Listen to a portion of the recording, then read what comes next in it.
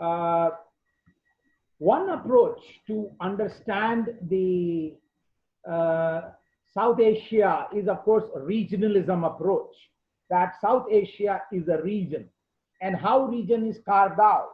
Region is carved out on the basis of certain similarities of geographical area. One of the uh, important uh, relationship between the regions is that they have a common history. They share a common history.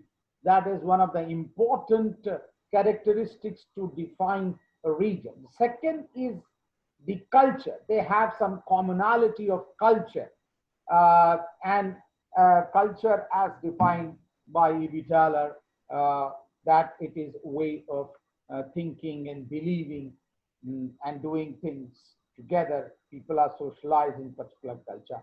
They also have some economic interest, and therefore a region comes up because of the economic interest. And fourth is, of course, international relationship, that a region has some common interest in the international relations. Now, that is why, if you see, because of these commonalities, if you see something which is taking place in one region is having a cascading impact on the other region.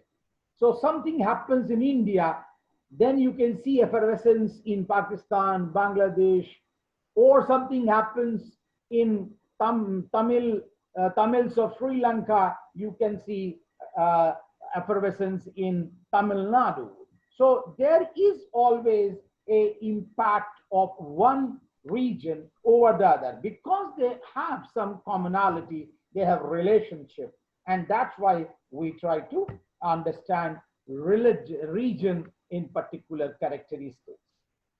Second, actually, we try to argue that second way to comprehend this region, especially when we talk about South Asia as a region, we say that how they all have tried to negotiate with colonial powers.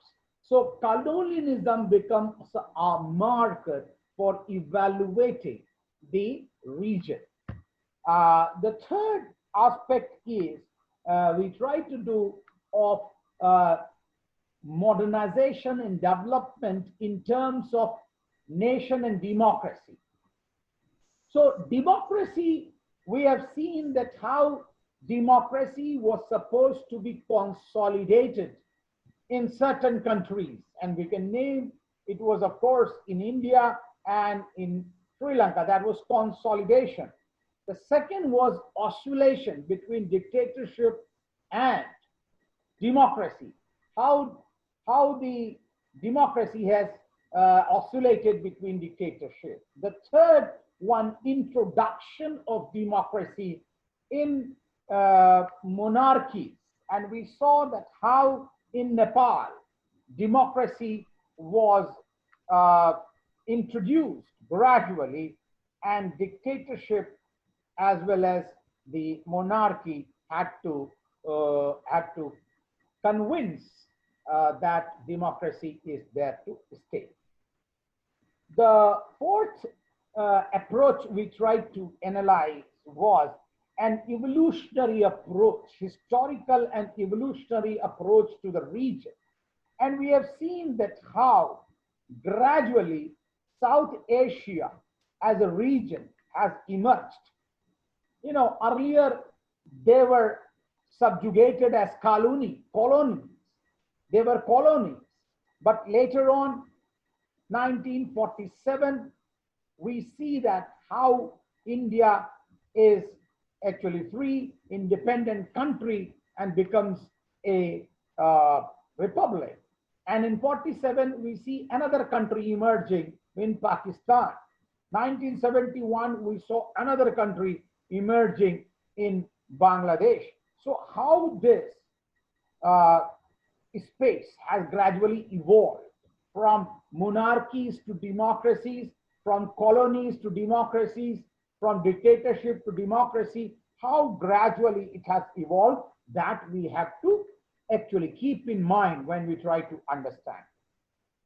Ethnic diversity is the fifth uh, axis on the basis of we can look this uh, region. And every country has its own ethnic groups, and they are sometimes in tandem, or sometimes they are having good and cordial relationship, but many times they have been in conflict, and conflict has been so overpowering that even countries uh, countries integrity is in danger. That's what we will see. This is another axis and vantage point to understand South Asia. There is a sixth way we have tried to look into the dominant personalities, how the personalities, political personalities, have dominated dominated the countries. And this, you can draw from Minor Wiener. Minor Wiener had tried to talk about that how in South Asia the colonialists did not let the development of democracy as far as political development was concerned. As soon as a political leader tried to mobilize, he was put behind the bars. But gradually, a crisis situation, a very dominant personality emerged, and which took the whole country with it. So we have to see that how personalities have contributed in the development of a nation, whether it was Nehru, whether it was Bhutto, whether it was Sheikh Mujibur Rahman or Simao Bandaranaike, or we can see in Nepal how the how the monarchs were there. So we can evolve our own typology as far as personalities is concerned. The last seventh way to comprehend is, of course, the model of development, which they try to look into. The model of development, of course, the developmental model came from one Russian model.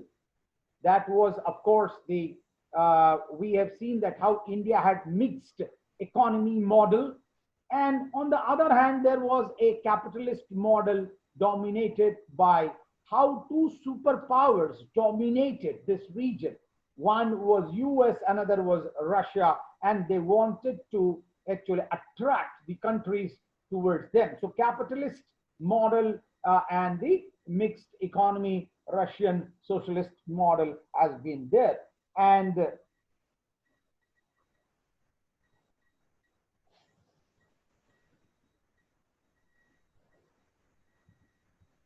so in this manner, we have seen that how the whole world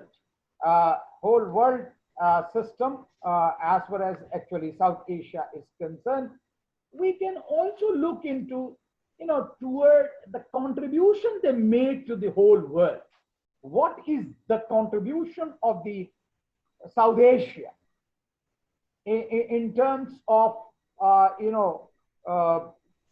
strengthening of the democracy, in terms of planning, in terms of microcredit, as we see, in terms of women leaders, or we see that how in Bhutan case, we will see that how happiness index becomes the very great contribution from South Asia. So this is, I say that 8-point charter or a framework to make sense sociologically.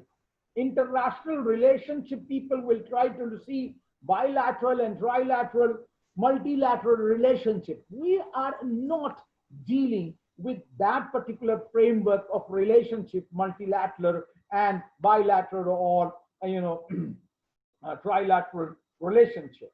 We are not talking about SARC here. We are talking about sociological, evolutionary, historical perspective of each country.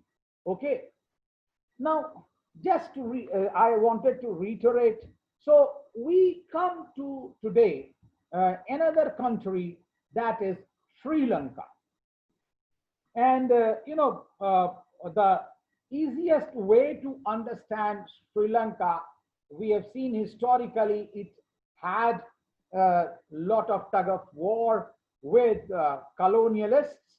But to begin with, I want to take actually the ethnic diversity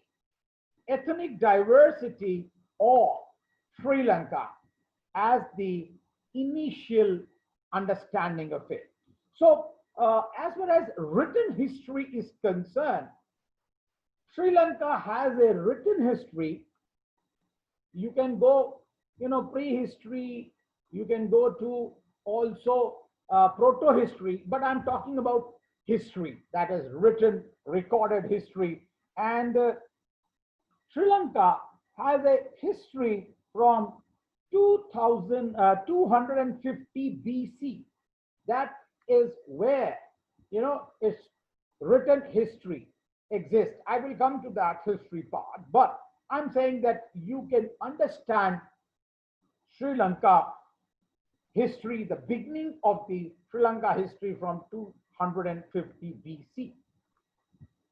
And Sri Lanka name only came in 1972. Before that, it was known as Ceylon. In 1972, it got its name as Sri Lanka. Okay.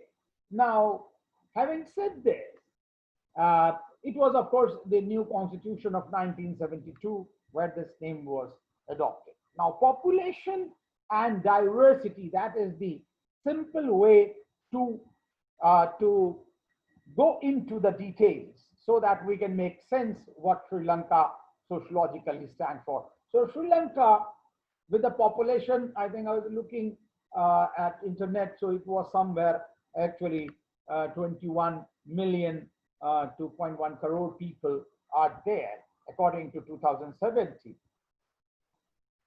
There are at least 6 ethnic minorities or 6 ethnic groups, not minorities, ethnic groups, 6 ethnic groups, which we have to see. The first one is, of course,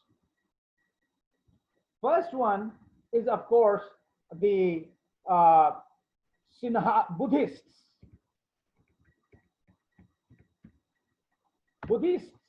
One, and they are 64% are Buddhists. That is there, and they speak the language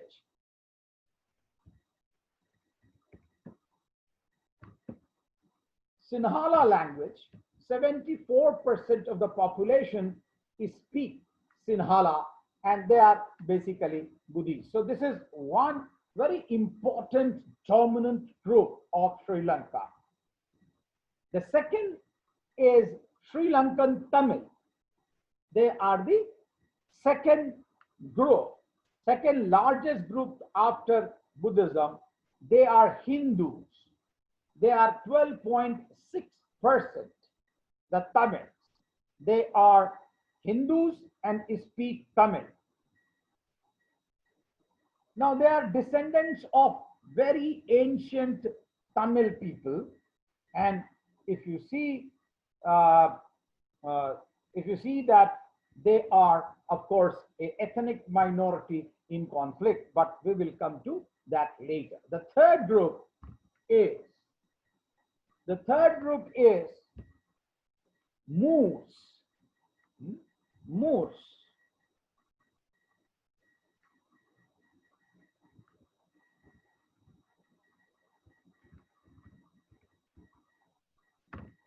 Moors are the third group, and they are 7%, better known as Muslims. Now, Patrick Pebbles, if you see the reference,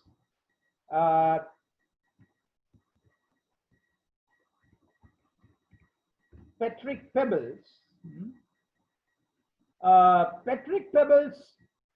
talks about, should I write the name?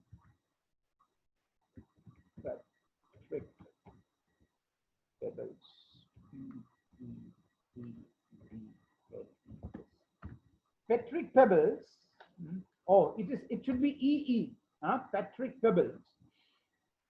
Peebles. Now, Petric pebbles says that the majority of the Muslims in Sri Lanka, they are of South Indian origin and speak Tamil.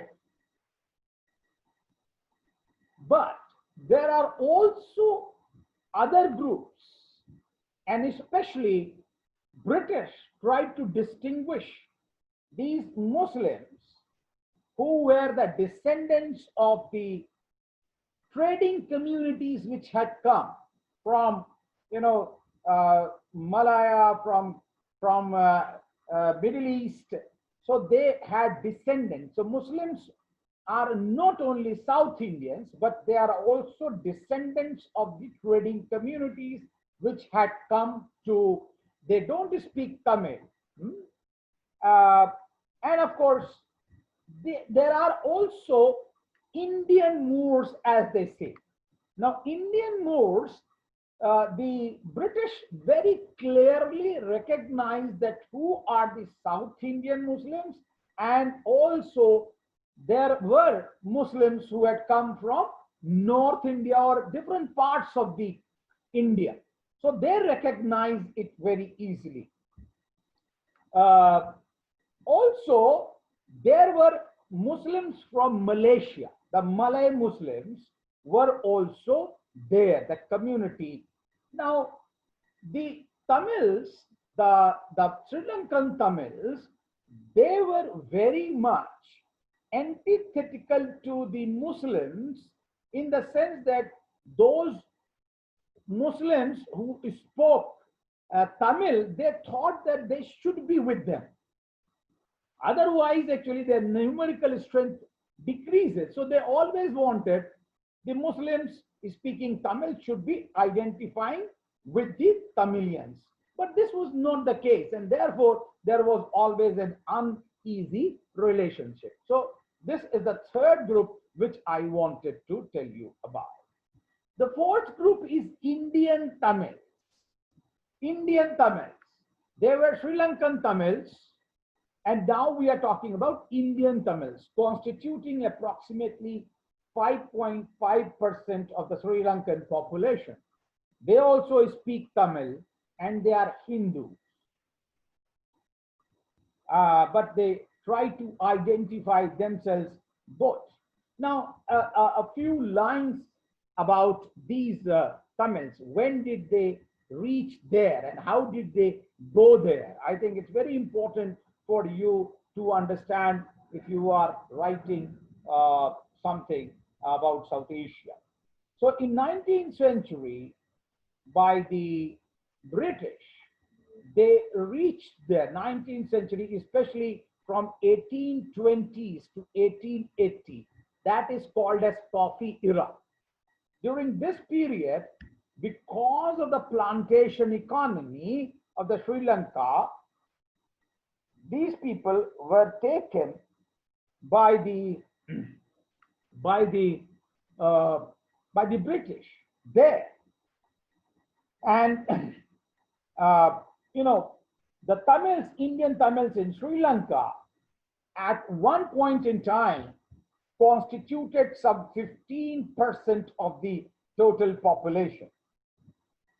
But now you see they are only 5.5%. So why are they, why their numbers have got reduced?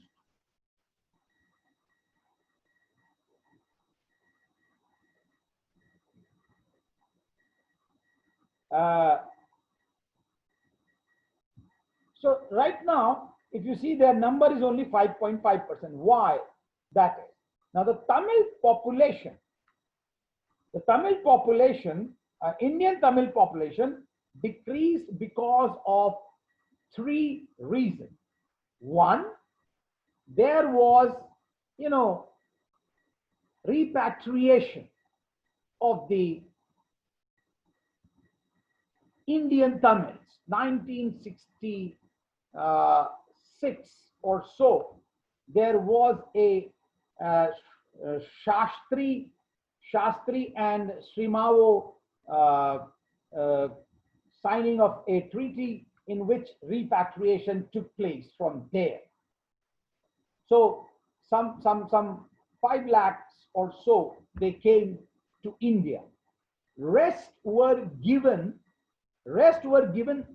citizenship of Sri Lanka. So they stayed there, but many of them tried to identify themselves with Sri Lankan Tamils, and that's why Devesh Kapoor, one of the persons who have studied Sri Lankan Tamil, Devesh Kapoor, in his book Indian Tamils in Sri Lanka and Sri Lankan Tamils, actually. So he writes that actually after that though the Sri Lankan Tamil population in 1931 was only 11.6, but after 1971 it has gone to 12.6. That means Indian Tamils have also joined them, and that is why their population has grown. Now, okay, so this is the 4th very important group, Sri Lanka. So the Sri Lankan, the citizenship bill came in 30th October 1964. Okay, where descendants in the Sri Lanka, they were given citizenship of Sri Lanka. The 5th group is the Malay. Malays.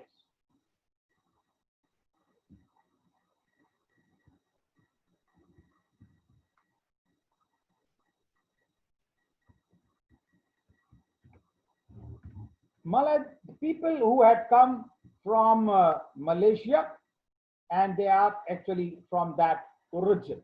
This is the group, and they have all the simple living, and because there are numerically very few, there is no problem. The last group is known as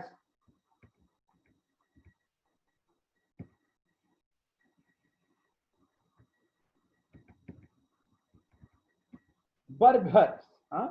Burghers.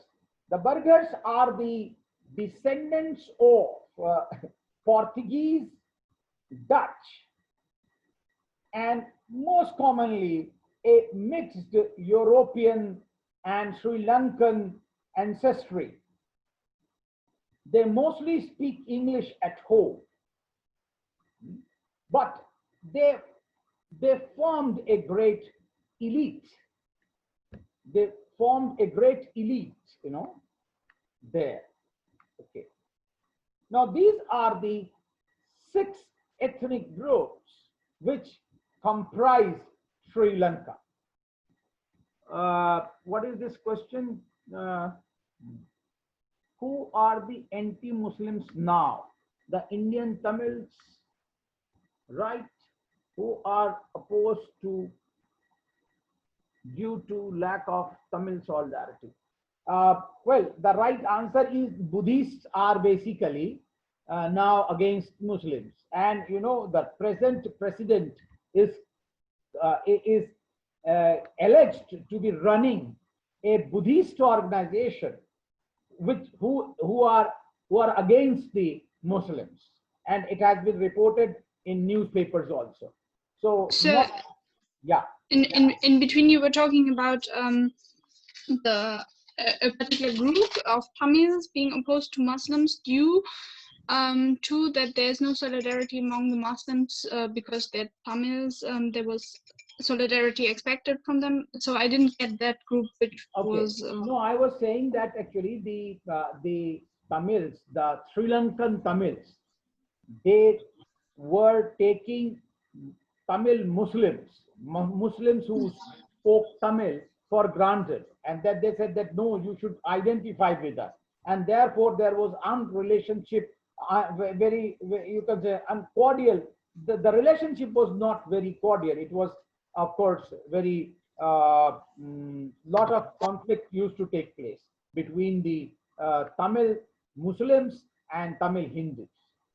Okay. So group 2 and 3, particularly.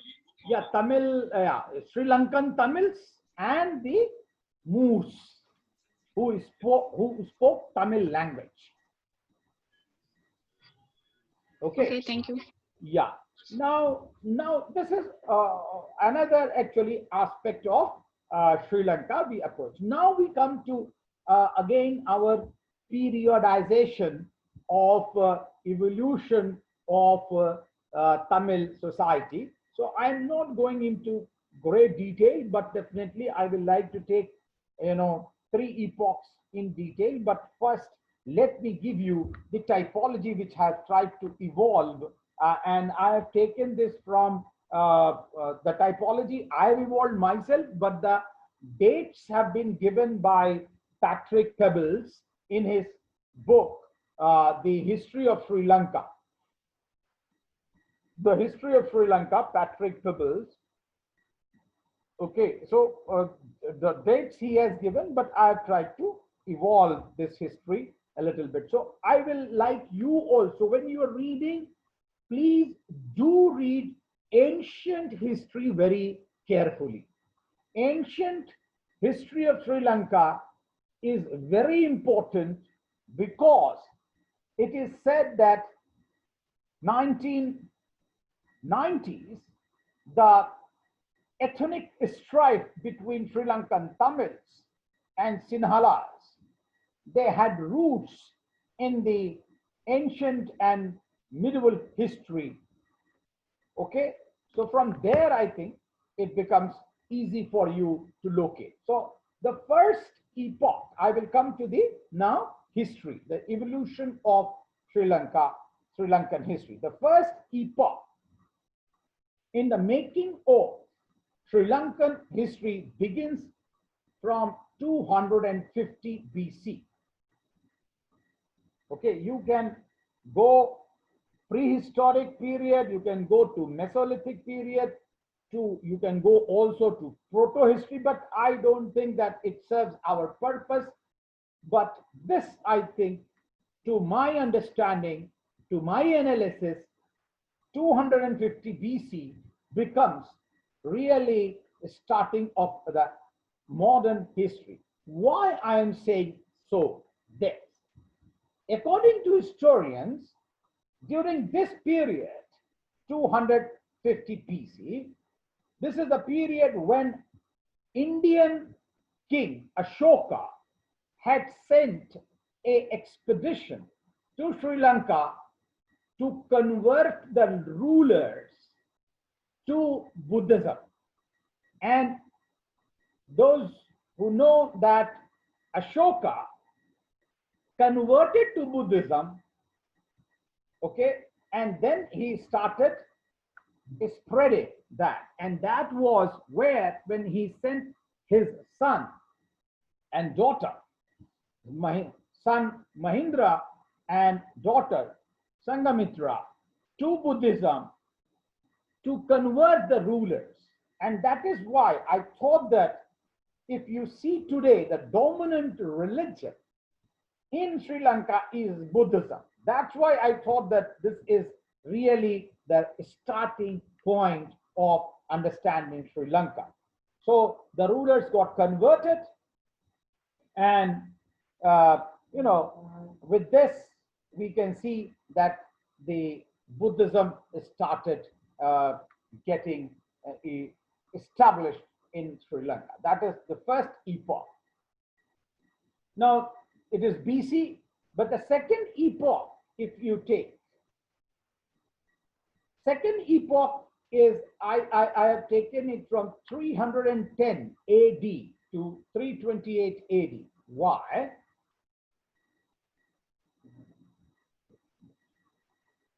Why I'm saying this? Because again, a very important event took place during this period, and this was that tooth relic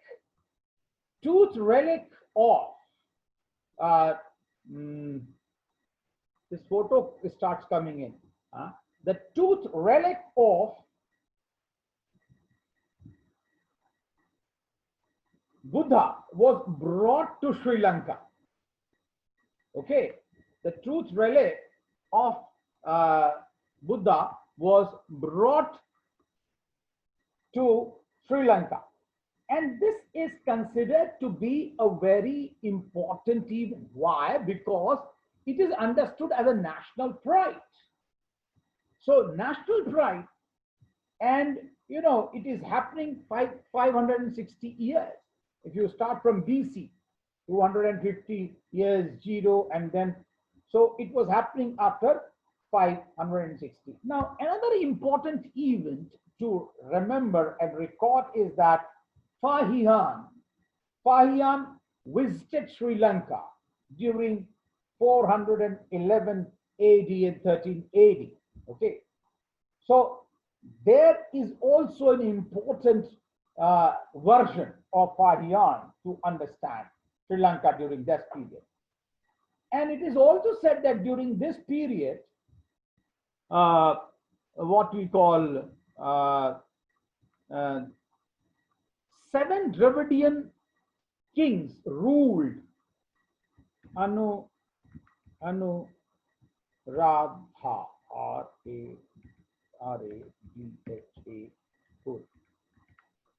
Anuradhapur. Anuradhapur. Anuradhapur is considered to be a great. This photo will be there always, so that yours. Why it's not going? It will be like this only, or I can remove it also. Sir, if you go on the top right side, then you can press on the gallery view. Okay. So that. Because I was thinking that her photograph is perpetually in front of me. Now you are there. Okay. How to remove that? I don't know exactly. Okay. As if.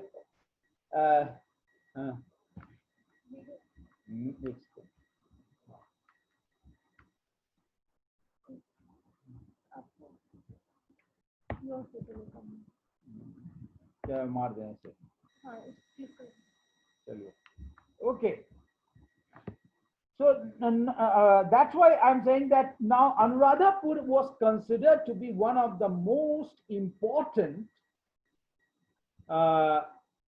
cities, or the area, geographical area, in which more than 90% of the population during that period lived. And that's why, Dravidian kings, 7 Dravidian kings ruled this place. So this is a second very important epoch in the making of evolution of Sri Lanka. Now, coming to the third epoch, I take it from 455 AD. Why? Because it is here that, a king called I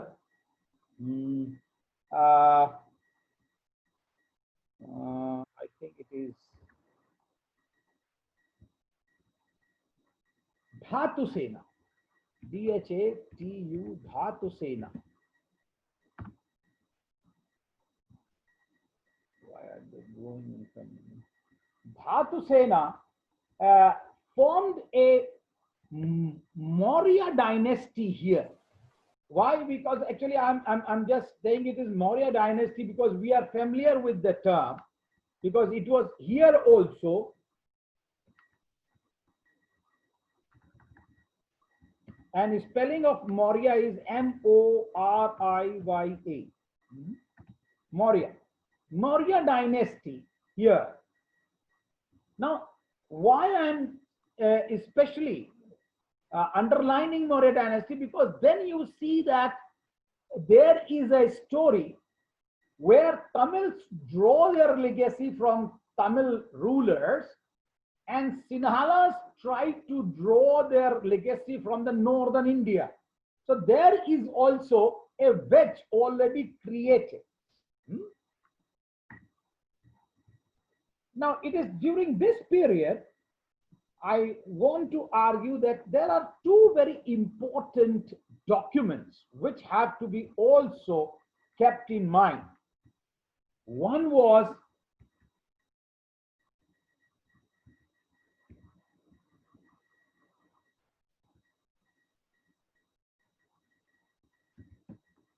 Deep Vamsa. Deep Vamsa, 4th century. Deep Vamsa, that is lamp of lineage. Deep Vamsa, lamp of lineage. And another is Mahavamsa.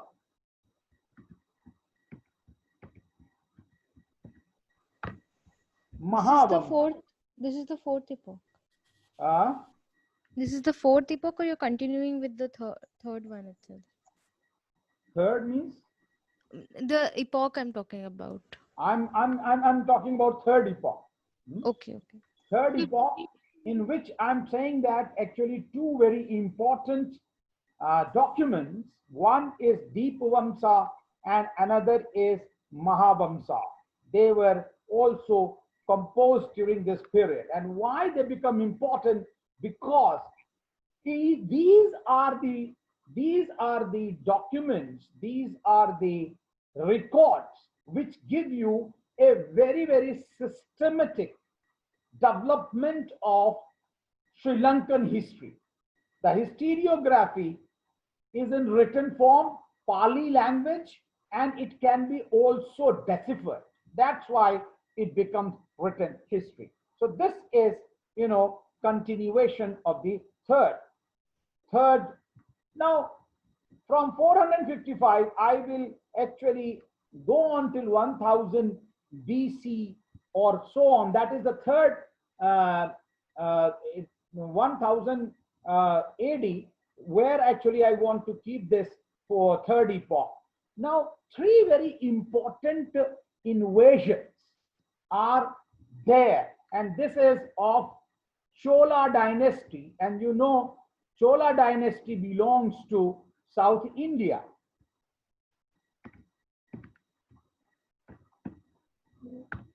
Chola. Oh, LL, okay, so CHOLA, huh?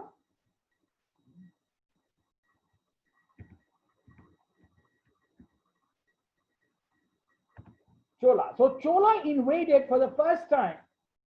Chola invaded Sri Lanka for the first time in 947 AD. Then 993 AD, they invaded, and third time they invaded in 1014.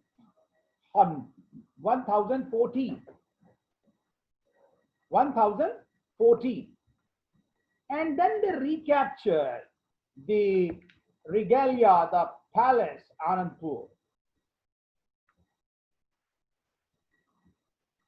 And this, you have to keep in mind this history, that the Cholas conquered. Cholas were coming from Tamil Nadu.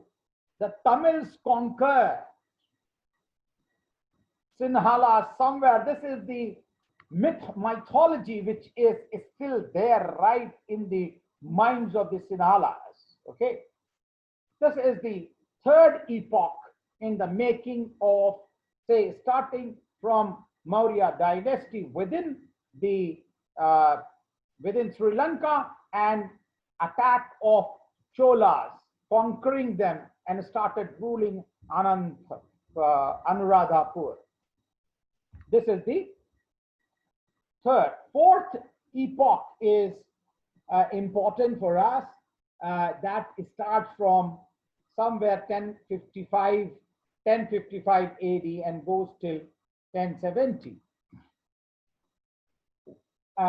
You can say, I will take it to 1300 and 1300 also. Why? Because that there is one of the important event happens in 1344.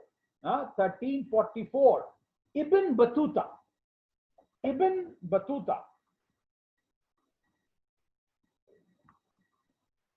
IBN Ibn Battuta. Ibn Battuta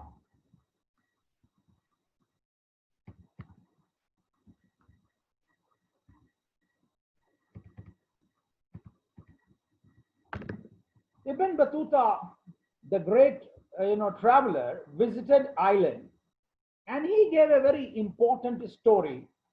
And he said that there was a Muslim ruler also, and who also he has also who also was a very, very important and principal ruler of this country, but nobody talks about, no history writes about this ruler. But Ibn Battuta is the only person that Sri Lanka was also ruled by a Muslim person. I think that's where this epoch becomes important for me. Now, coming to the fifth epoch, and I will glance over because nothing very important happened according to me, but yes, readers of the history will tell, yeah, something very great. But fifth epoch in the making of Sri Lanka is advent of Portuguese. The Portuguese entered Sri Lanka 1505 AD, and they remained there till 1603, when the sixth epoch is started. That was the first Dutch expedition arrived in Sri Lanka, and after that Dutch is started ruling. So that's why it is sixth epoch. Why? Because Dutch start ruling 603 AD, and they ruled for almost for 150 years, or almost 200 years rather, because they ruled till 1796, and first in 1796 they surrendered Colombo to British. So we can say the seventh epoch begins with the advent of British in Sri Lanka, and the date is somewhere 1800, 1796, 1802. So to be very specific, 1802 Sri Lanka became the colony of the crown. The crown adopted. Now, if we elaborate this a little bit more, this epoch is important for us, and just like ancient epoch, this also is important because it is here that number of developments have taken place.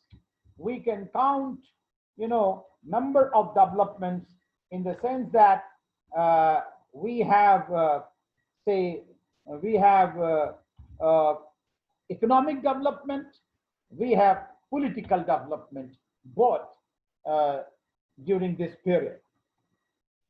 If we see economic development, then we can, of course, look into how the plantation economy started during this period.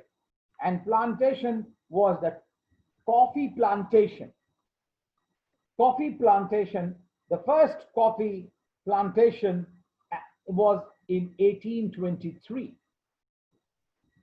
1823. But coffee plantation remained there for almost, I think, 50 years or so, when in 1978, the coffee plants were destroyed and tea plantation started. So there is this important economic aspect of plantation economy with tea and coffee. Also, one important development during this period was abolition of slavery. And we all know that how slavery has infected the South Asia and also the number of colonies. But with the Queen's Proclamation in 1832, and it reached here in only 1844 that the slavery was abolished. This, I think, important economic development also. Also, just like in India, the British were developing Sri Lanka as well. So we can see that the first railroad coming in Sri Lanka, and that was just like we read in India, Bombay to Thane, 1853. That was the railroad. Here, opening of Colombo to Kandy. Colombo to Kandy was the first railroad. And also telegraph communication is started. This is, you can say, economic development I am treating. Also administration. One of the important administrative developments which took place during British time was for the first time, Sri Lanka was brought under a unified government.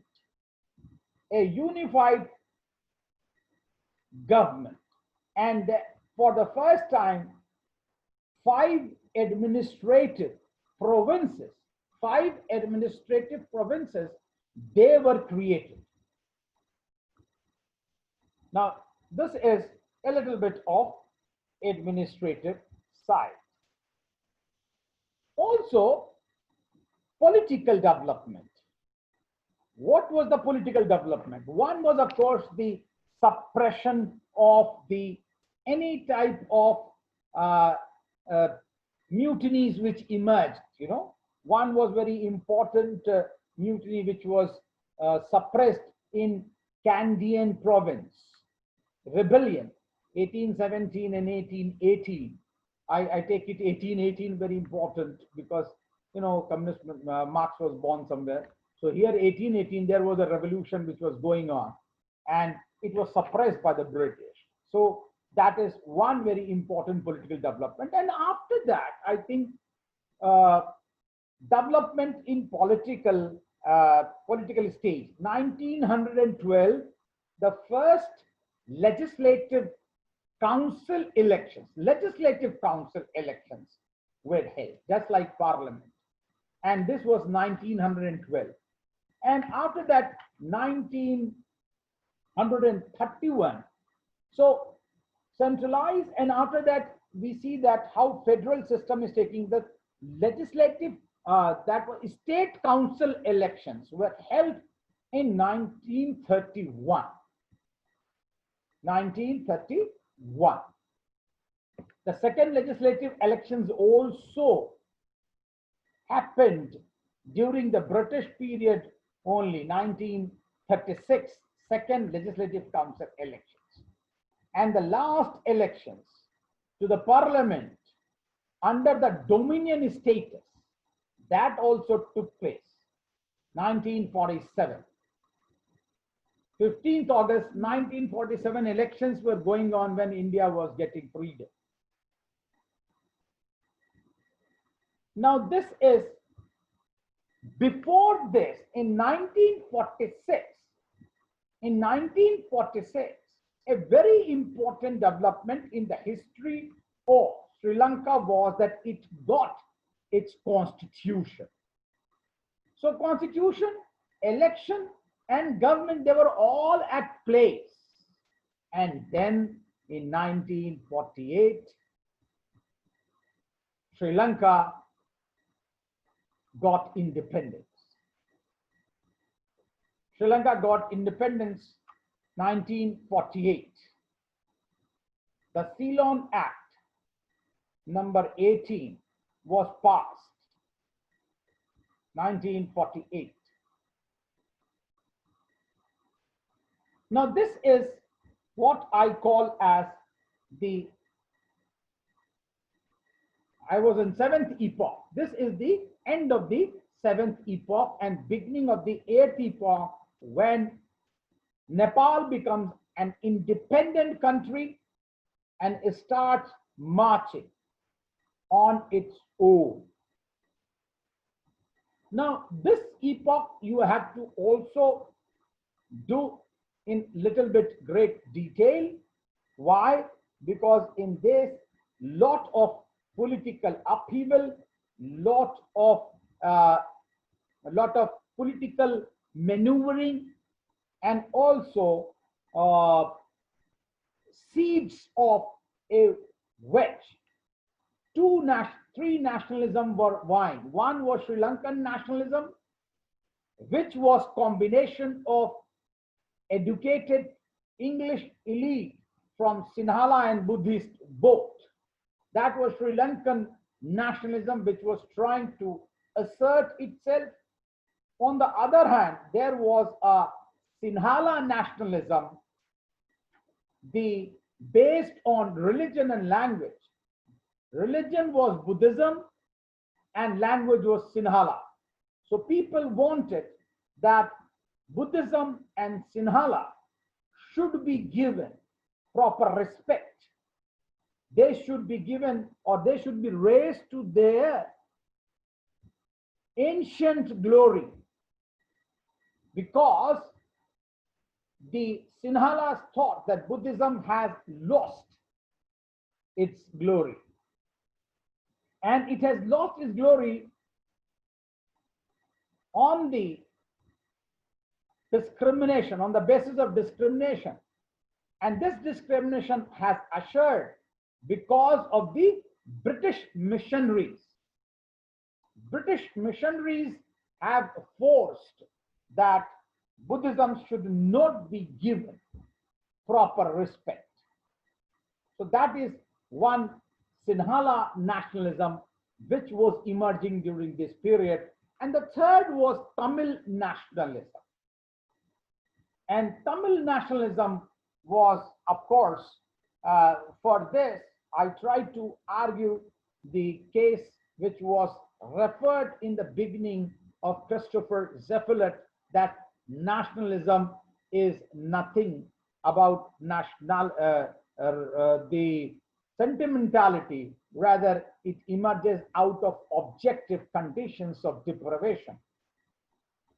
And this nationalism of Tamil, it emerged out of the discrimination which they suffered in different walks of life, education, services, and as far as economic deprivation is concerned.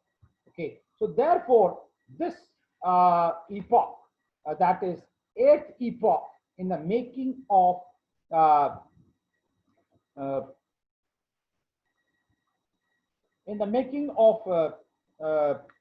Sri Lanka, okay, is important, and we will do it a little bit in detail.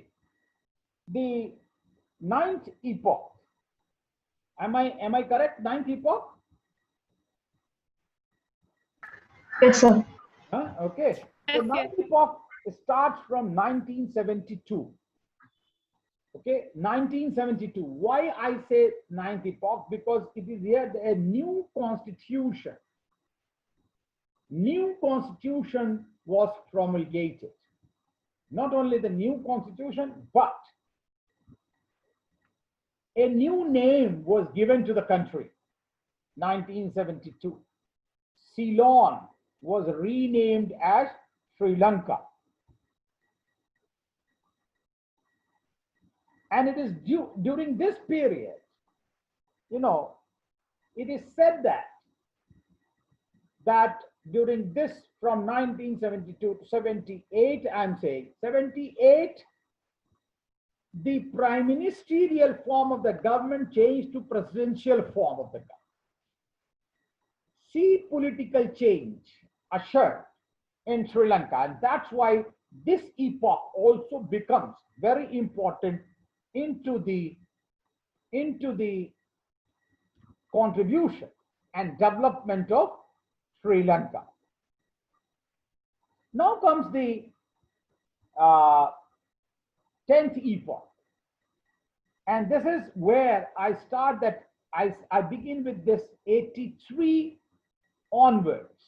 1980s, 83 is exactly, because this is the beginning of the civil war.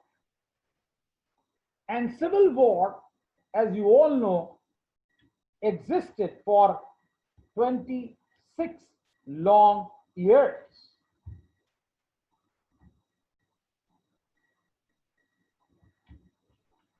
26 long years it existed, and it threatened from 1983 to 2009. 1983 to 2009, for 26 years. And it is here that Tamils who were alienated economically, politically, socially, educationally, they had launched their own organization, LTTE, and wanted liberation from a different state altogether for themselves. So this went on till 2009. And we all know that in 2009, at that time, the president was Rajapaksa, Mahendra Rajapaksa, who has now become the prime minister.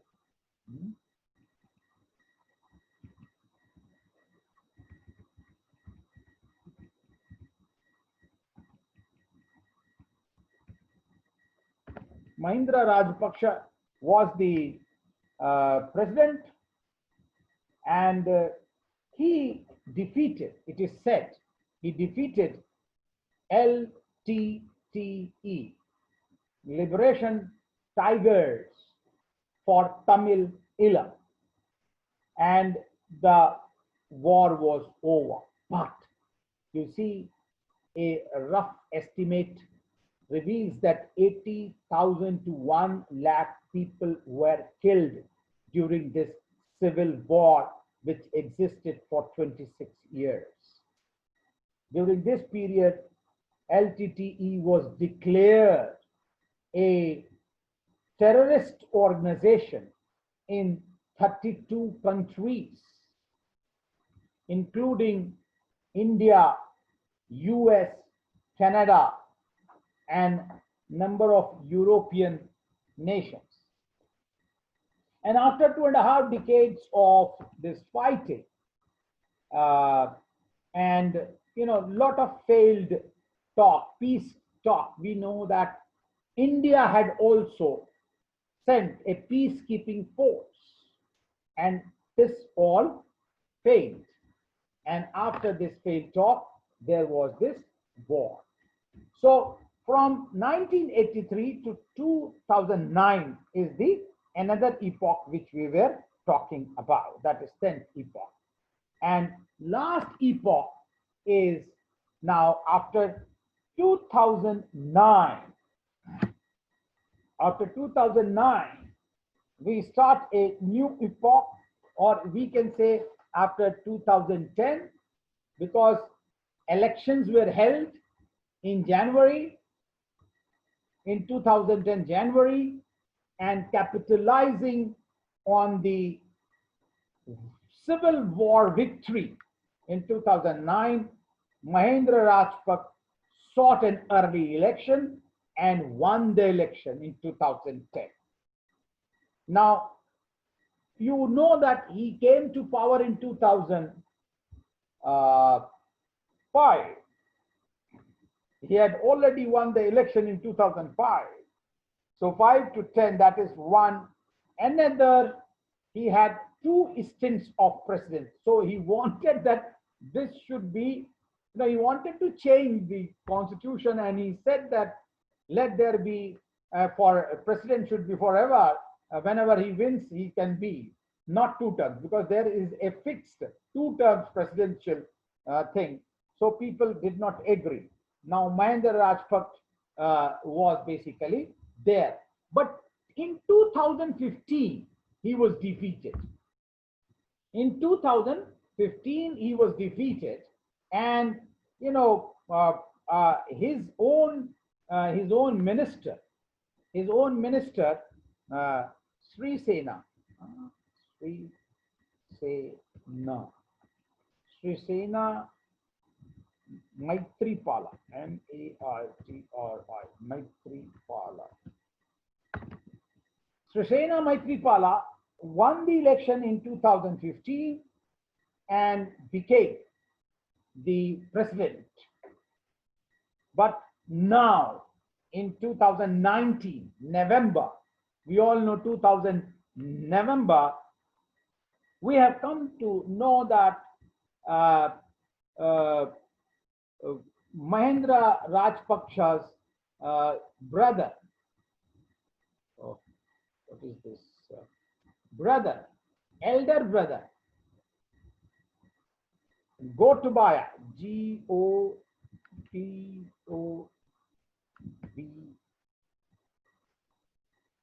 Gotabaya, B-A-Y-A, Gotabaya Rajapaksa. He has become president, and Mahendra Rajapaksa, 2 days back from now, he has won prime ministerial election. So he has become prime minister. Now this is very, very astonishing. Why? Because I say so because there is complete dominance of Rajapaksa family in the politics, though there was already, but now I think it has increased a little bit.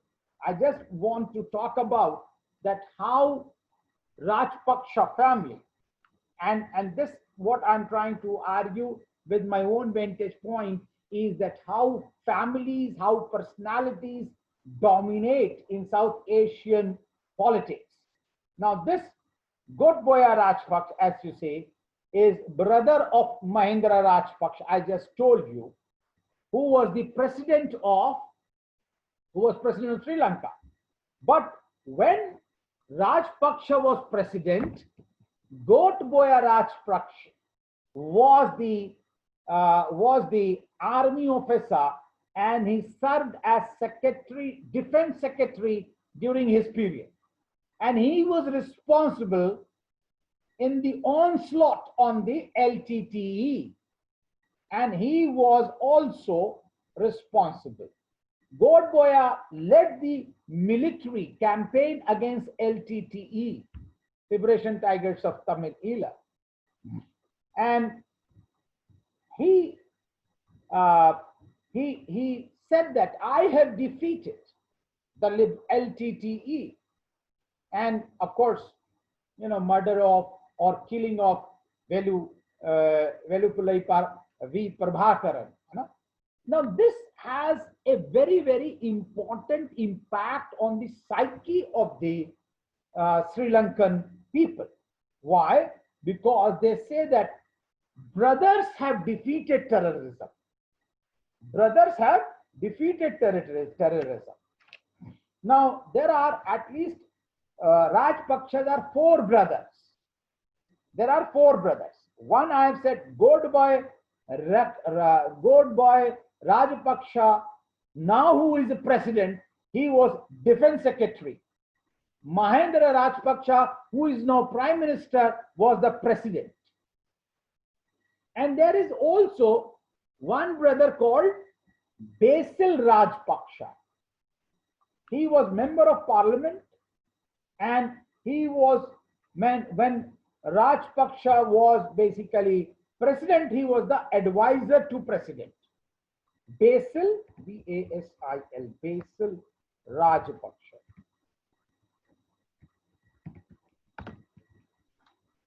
Basil Rajapaksa was the advisor when Mahendra Rajapaksa was the president. And then there is 4th,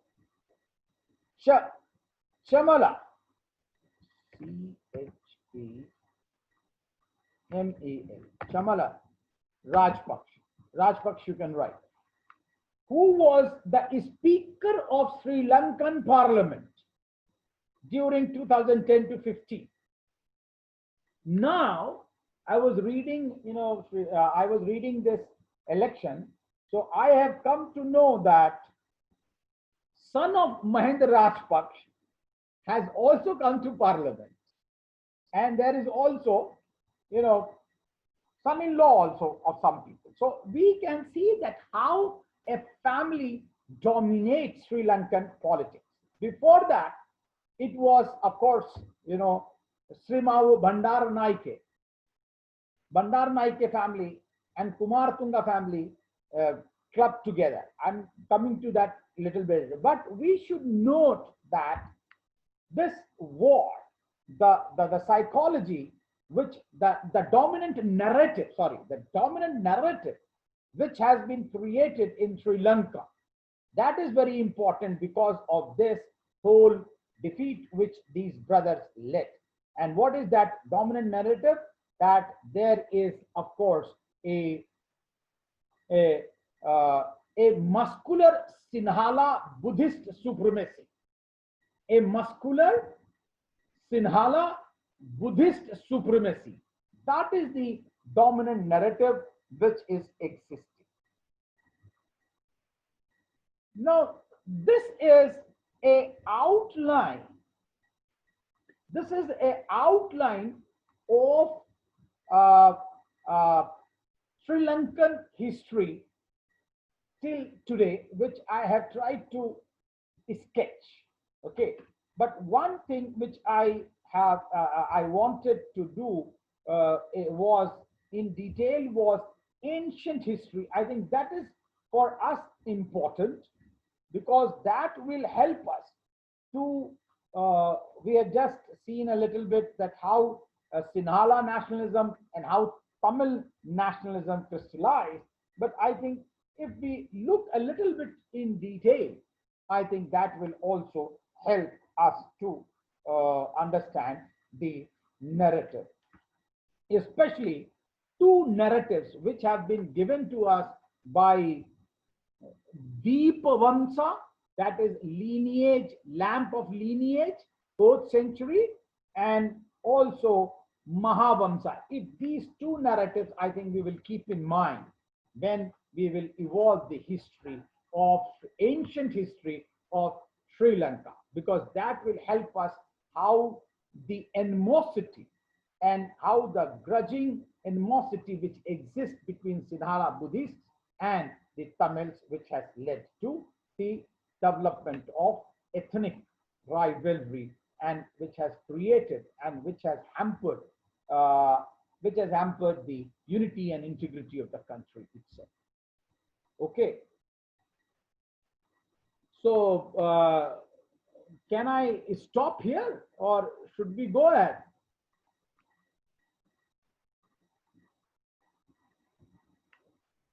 What do you say? Because I think we are almost 1.5 hours, huh?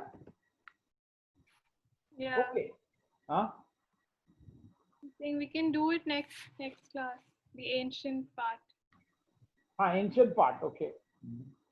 Anyone else have something to say?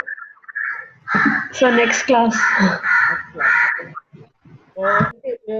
Tomorrow is some festival. Achha, let me stop the recording first. I think the festival is today, isn't it? No, tomorrow is How to stop? Isn't it Janmashtami today? Today